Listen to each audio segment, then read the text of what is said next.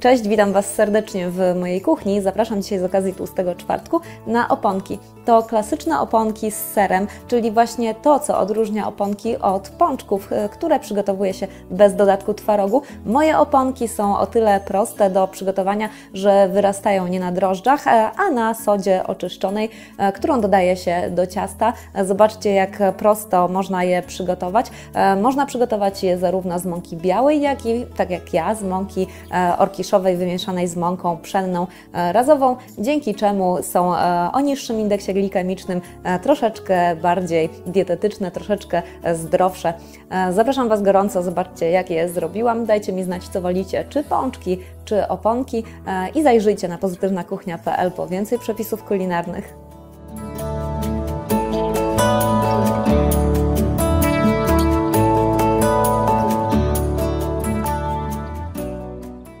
Przygotowanie moich oponek jest bardzo proste, bo są to oponki, które nie wyrastają na drożdżach, tylko oponki z serem, które będą wyrastały na sodzie oczyszczonej, więc są tak naprawdę ekspresowe. Mam już twaróg. Twaróg najlepiej, żeby był dwukrotnie zmielony, a jeśli macie taki gotowy zmielony, można go wykorzystać, ale wtedy już ostrożnie z dodatkiem śmietany, żeby nie wyszła zbyt rzadka konsystencja ciasta.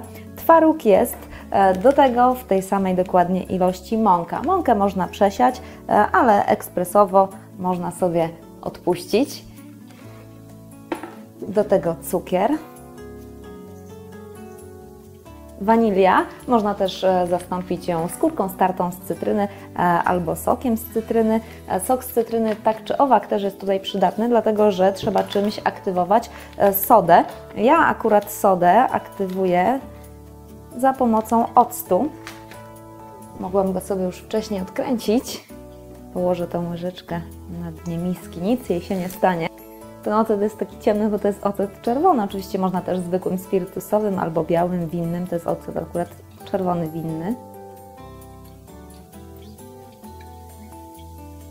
Całość zacznę teraz wyrabiać za pomocą miksera. Można też oczywiście na przykład za pomocą łyżki takiej drewnianej, również gałki do ucierania, albo zwyczajnie ręcznie, ale najlepiej ten ser się tutaj rozprowadzi, jak będzie mikser. A w trakcie będę dodawała stopniowo śmietanę, żeby zobaczyć, jaka mi wyjdzie konsystencja.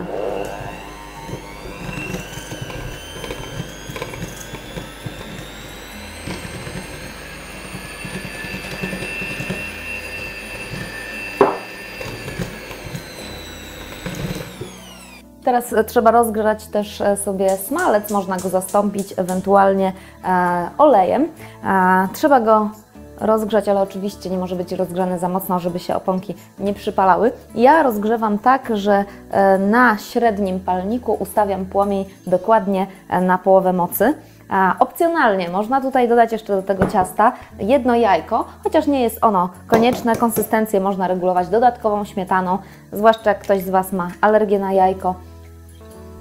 To nie trzeba go tutaj wcale wrzucać, ale ja dodam. Zawsze żółtko, troszeczkę jeszcze wzbogaci smak ciasta. Chwila miksowania, tak żeby składniki się połączyły i zobaczcie, wychodzi z tego takie dosyć wilgotne ciasto.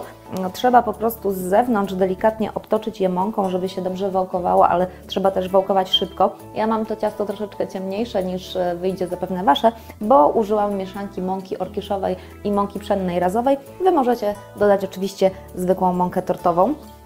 Trzeba teraz rozwałkować je na grubość około 1 cm, no i można oczywiście powycinać oponki większym kubkiem, a dziurkę środek kieliszkiem.